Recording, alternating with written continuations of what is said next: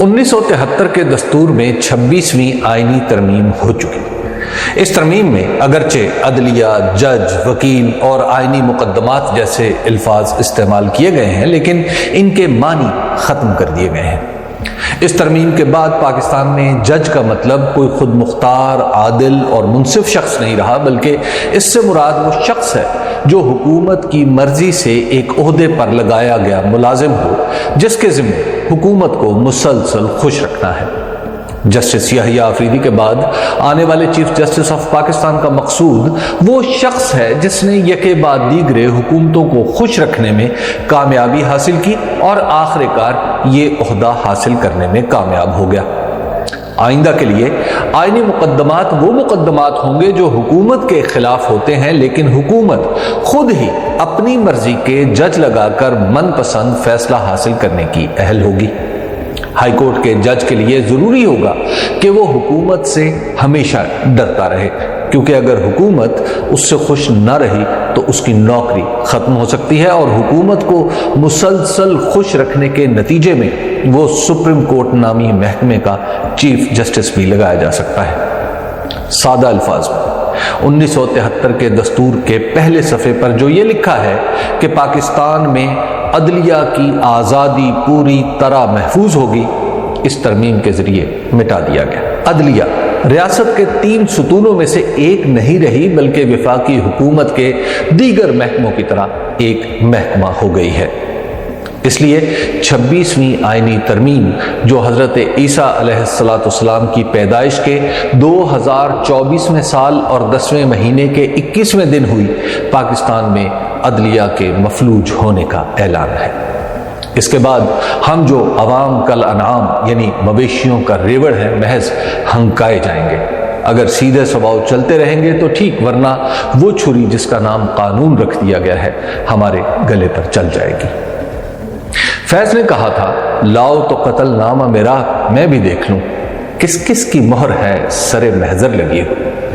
پاکستان میں عدل و انصاف کا خون بہانے والوں کے نام پارلیمانی تاریخ میں تو درج ہو جائیں گے، لیکن کیا معلوم سپریم ہونے کی دعوے دار پارلیمان کل کو تاریخ بھی اپنی مرضی سے مرتب کر ڈالے۔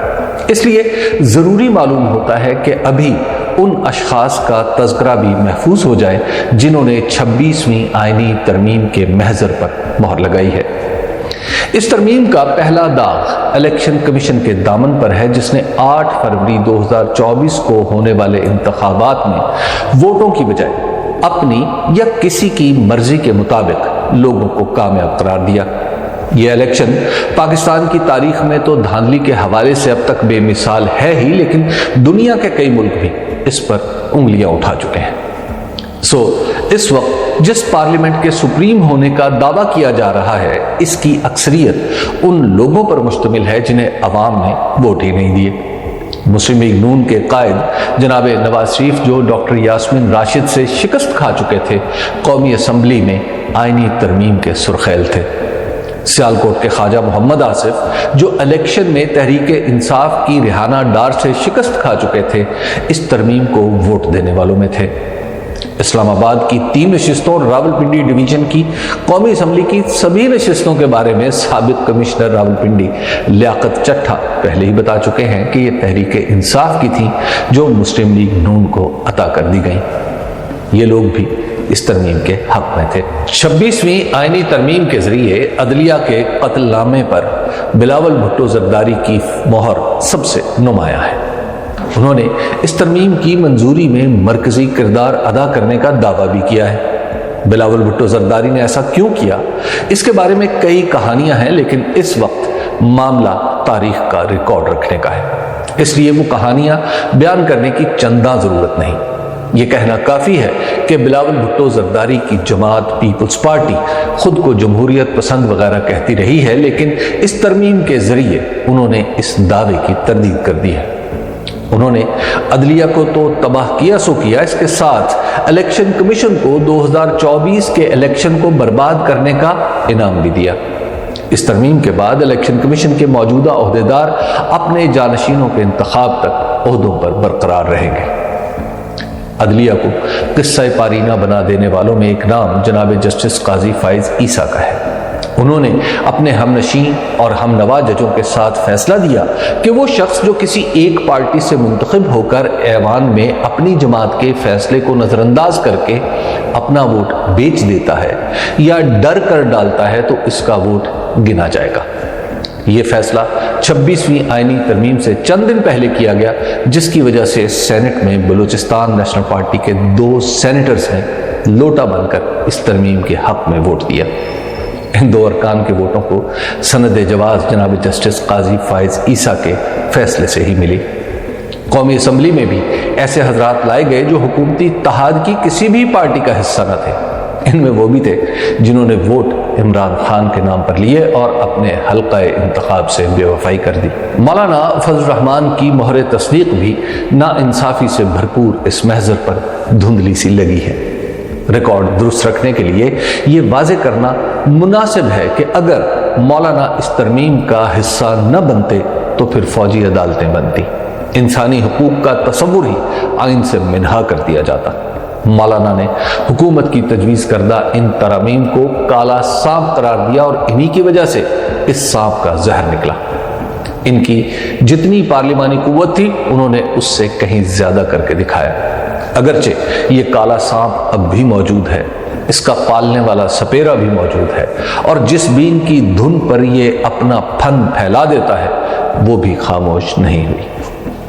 من پسند فیصلے کو انصاف سے تعبیر کرنے والی اس آئینی ترمیم میں بنیادی نوعیت کا کردار اس ہاتھ کا ہے جو دکھائی نہیں دیتا مگر محسوس ہوتا ہے۔ پاکستان میں حکومت و ریاست کے معاملات کی نقشہ گری کرنے والے کے بارے میں آپ بھی جانتے ہیں کہ اس کی قدرت کے کرشمے سینہ بسینہ چلتے ہیں۔ میری معلومات کے مطابق اس دستے معجزہ ساز کو یہ ذمہ داری ترمیم سے 10 دن پہلے سونپی گئی اور اس نے معاملات کو حسب خواہش ڈھال کر دے دیا۔ جو آج یہ گفتگو سن رہے ہیں انہیں اچھی طرح علم ہے کہ مجبوری اور خوف اس ید سودا کی نشاندہی سے باز رکھتے ہیں۔ اس لیے آج کی نسل آئندہ نسل کو صیغہ راز میں اس بارے میں سب کچھ بتا دے تاکہ تاریخ، اخباروں، کتابوں اور ہم جیسے صحافیوں کی مرہون منت نہ رہے۔ شاید ہماری نسل پر بھی وہ ذمہ داری آن پڑی ہے کہ جو بنی اسرائیل کے خداوند خدا نے ان پر بیابان میں آوارہ گردی کے زمانے میں ڈالی تھی۔ انہوں نے اپنی خطا کاریوں اور بزدلی کی داستان، مصر میں گزری غلامانہ زندگی اور آسمانی الہام اپنے بچوں کو بتائے اور پھر بچوں نے اپنے بچوں کو یہ سب کچھ منتقل کیا۔ اس غیبی ہاتھ کے بارے میں آج کی نسل آنے والوں کو بتا دے اور آنے والے اپنے بعد والوں کو بتاتے رہیں۔ مورخ سے بھی درخواست ہے کہ اگر وہ عشروں یا صدیوں بعد اس گفتگو کو عصری حوالے کے طور پر استعمال کرے تو یہ بھی بتا دے کہ حضرت مسیح علیہ السلام کے پیدا ہونے کے 2024ویں سال کے 10ویں مہینے میں ملک پاکستان میں عدالتی خود مختاری ختم کر دی گئی تھی۔ سرکاری طور پر عدل و قانون کی تجہیز و تکفین کے موقع پر خوشی کے شادیانے بجائے جا رہے تھے۔ مورخ اگر سن رہا ہو تو یہ بھی لکھے کہ چند سر پھرے عدل و انصاف کے خاتمے پر سسکیاں بھرتے ہوئے دکھائی دیے تھے۔ اس عہد میں دل زار پر سبھی اختیار چلے گئے تھے، اس لیے کھل کر رونے سے بھی خوف آتا تھا۔ معلوم نہیں جو کچھ عرض کیا ہے کب اصل تاریخ لکھی جائے اور کب یہ سب کچھ مورخ تک پہنچے، ہم رہیں نہ رہیں، اس لیے ابھی عرض کر دیتے ہیں کہ اے مورخ تیرا شکریہ۔